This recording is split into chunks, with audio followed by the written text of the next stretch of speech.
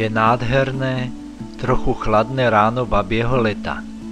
Nad Barancom, tretím najvyšším vrchom západných Tatier s nadmorskou výškou 2184 metrov svitá. Obloha ožiarená lučmi vychádzajúceho slnka dokonale vykresľuje siluetu tohto vyhliadkového vrcholu, ktorý sa strmo týči nad Žiarskou dolinou a svojou vysunutou polohou tvorí samostatný masív vyčnievajúci hlavného hrebeňa západných Tatier. Vytvára prirodzenú dominantu okolitého kraja. V minulosti bol známy aj pod názvami Štít či Veľký vrch a predlho si všetci mysleli, že práve on je najvyšším vrchom západných Tatier. Až presnejšie merania v 20. storočí odhalili, že kdesi v pozadí, v kratších bočných rásochách hlavného hrebenia sú ešte dva vyššie vrchy, Bystra 2248 metrov a Jakubina 2219 metrov nad morom. Hoci ho ich vrcholy o pár metrov prevyšujú, z Liptovskej kotliny sa jeho rozložitý masív čnejúci sa nad Žiarskou dolinou javí ako najvyšší. Žiarska dolina. Asi 7 km dlhá dolina sa nachádza v južnom podhorí západných Tatier a je jednou z najznámejších a najnavštevovanejších dolín v rámci celých Tatier, a to nielen z dôvodu jej geologickej stavby, rastlinstva či živočístva, ale hlavne pre jej výhodnú polohu, pre jej veľmi dobrú prístupnosť, pre množstvo kilometrov značkovaných chodníkov, ktoré vedú hlavne po jej okolitých hrebeňoch, pre nádherné a neopakovateľné výhľady z nadmorskej výšky cez 2000 metrov. Začína v obci Smrečany a je vhodným východiskovým bodom na turistiku do západných Tatier. Dolná časť doliny je pomerne úzka, rozširuje sa v stredných polohách, kde sa nachádzajú slnku otvorené poľany. Záver doliny tvorí mohutný amfiteáter s ľadovcovými kotlami, veľké a malé závraty. Preteká ňou potok Smrečianka. V doline sa nachádza bohatá flóra a fauna.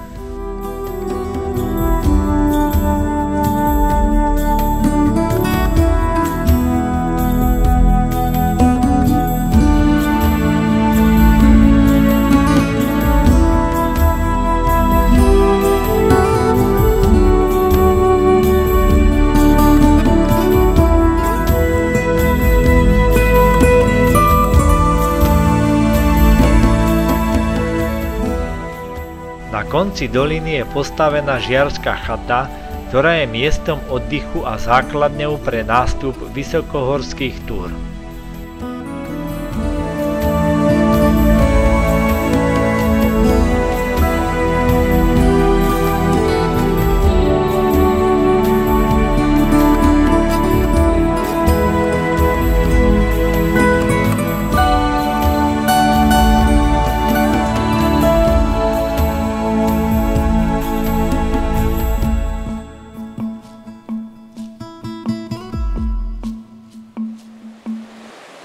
Lavína v Žiarskej doline. Dňa 25. marca 2009 spadla v priestore Žiarskej doliny najväčšia lavína, aká doteraz spadla na Slovensku. Dokázali to merania pracovníkov Strediska lavinovej prevencie a Ústavu geoinformačných technológií z Lesníckej a Drevárskej fakulty Mendelovej univerzity v Brne. Pomocou presných GPS prístrojov lavinoví špecialisti zmerali, že plocha laviny bola 28 hektárov. Lavina mala pôvodne plochu takmer 47 futbalových ihrisk. Výška nánosu na niektorých miestach dosahovala aj 20 metrov. Podľa následných výpočtov celkové množstvo snehu v lavíne bolo 1,89 milióna metrov kubických. Keby bol tento sneh rovnomerne rozložený na 47 futbalových ihriskách, mal by výšku 6 metrov. Keby bol sneh len na jednom futbalovom ihrisku, dosahoval by výšku až 370 metrov. Pre porovnanie, Eiffelova väža v Paríži aj s anténou má 324 metrov. Predpokladá sa, že 25. marca 2009 nespadla iba jedna lavína, ale tá prvá vyvolala pád ďalších lavín. Celkovo ich bolo v doline napočítaných 8. Išlo o lavíny z prachového snehu, ktoré sa môžu pohybovať rýchlosťou 200 až 240 km za hodinu. Pád takejto lavíny vyvoláva aj veľkú tlakovú vlnu, ktorá ničí lesné porasty aj mimo dráhy padu lavíny. Lavína prenikla hlboko pod tzv. 4. kilometer Žiarskej doliny, ktorý sa doteraz pokladal za hranicu medzi bezpečím a úsekom doliny pravidelne ohrozovaných lavinami.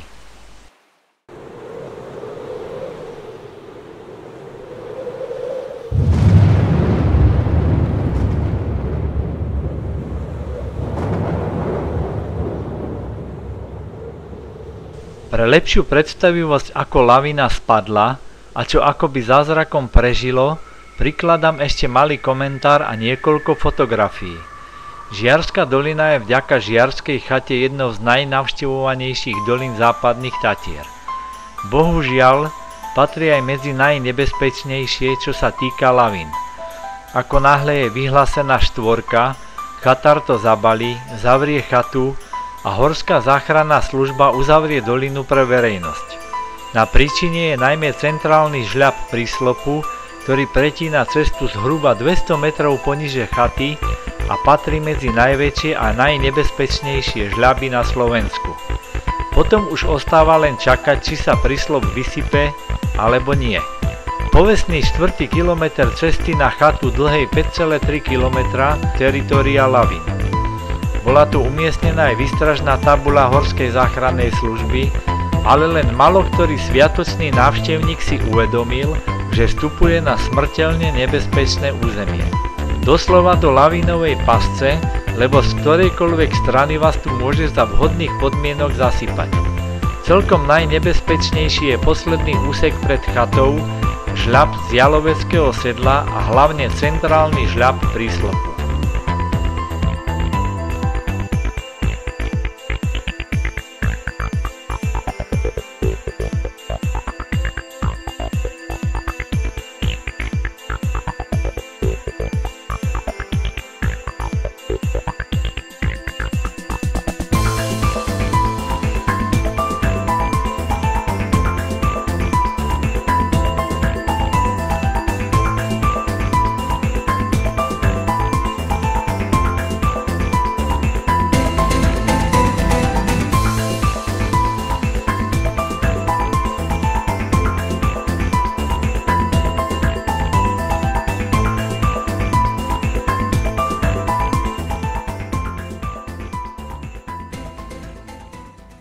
Hrebeň nízkych Tatier zo Žiarskej doliny.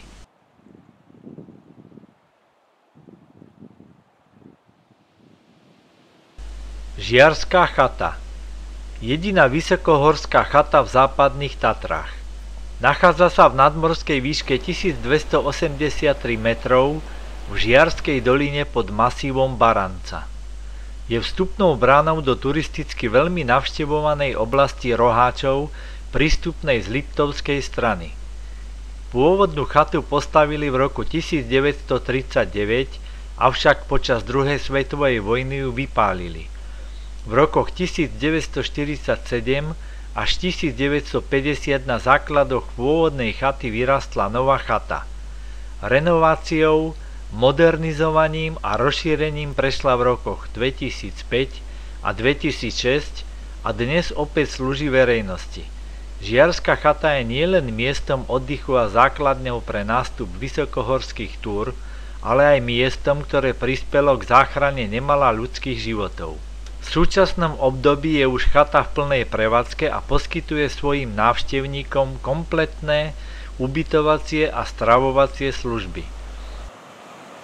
Od Žiarskej chaty pokračujem po zelenej značke cez potok Smrečianka na rast ceste turistických chodníkov pod Homvolkou, odkiaľ budem pokračovať do Žiarskeho sedla. Teším sa, ako budem cestou doslova nasávať nádherné prírodné scenérie západných Tatier.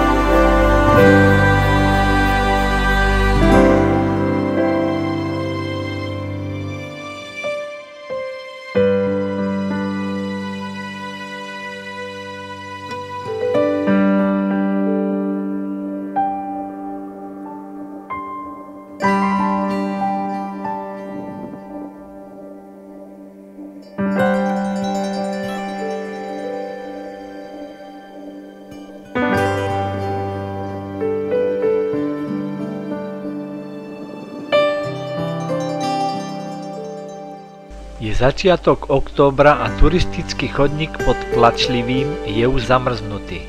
V tomto ročnom období a v tejto nadmorskej výške to nie je nijak zvláštne.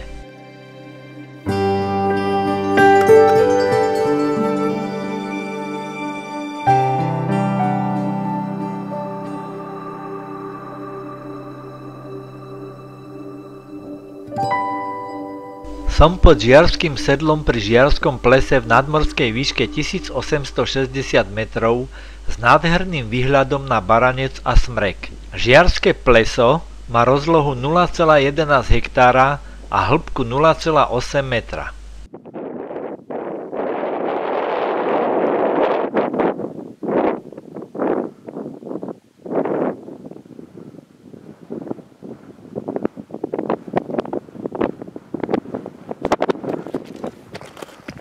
Už len pár metrov a budem v Žiarskom sedle.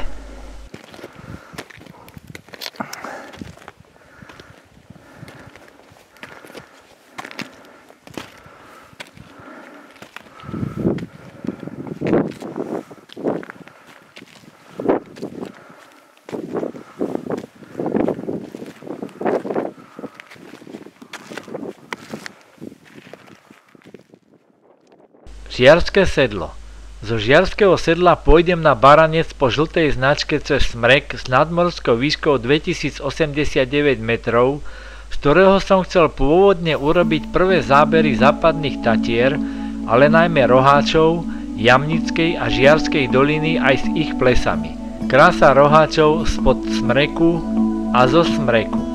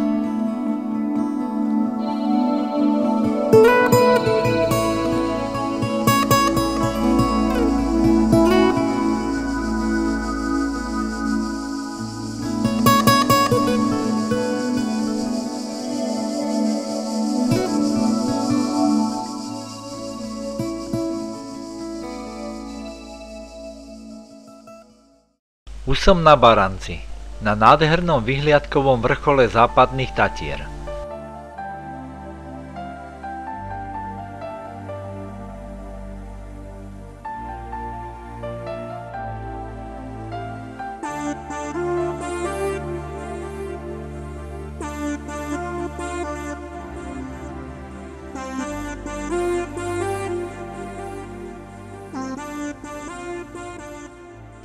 Západné Tatry sú pásmové pohorie, ktoré sa už v stredoveku stalo pohraničným horským masívom rozhraničujúcim historické regióny Uhorska a Poľska.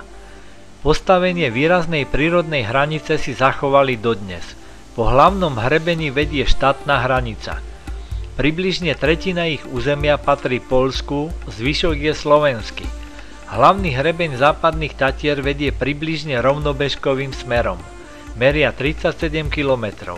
Jeho najzápadnejším vrcholom je Biela skala s nadmorskou výškou 1316 metrov, ktorá sa vypína nad Hutianským sedlom. Na východe ho ukončuje z poľskej strany Kasprov vrch s nadmorskou výškou 1985 metrov. Na hlavnom západotatranskom hrebení sa nachádza 27 vrcholov, z toho 20 je vyšších ako 2000 metrov. Ich priemerná výška je 2035 metrov. Naspäť pôjdem po južných svahoch Baranca cez Holý vrch a Starú stávku do ústia Žiarskej doliny.